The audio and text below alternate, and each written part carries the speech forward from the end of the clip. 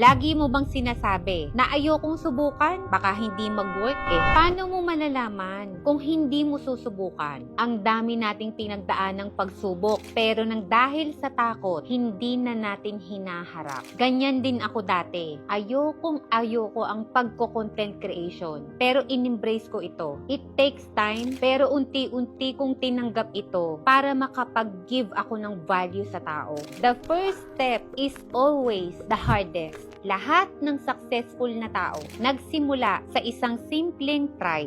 May takot din sila. Pero alam mo ba, failure is part of the process. Bobo rin sila nagsimula. Hindi ka gagaling pag hindi ka susubok. Kasi pag hindi mo tinry, automatic failure ka na. Baka lagi mo pang iisipin na paano kaya kung ginawa ko yun. Regrets ang dala nun. Yun na pala magpapabago ng buhay ko. Pero dahil sa naduwag ako,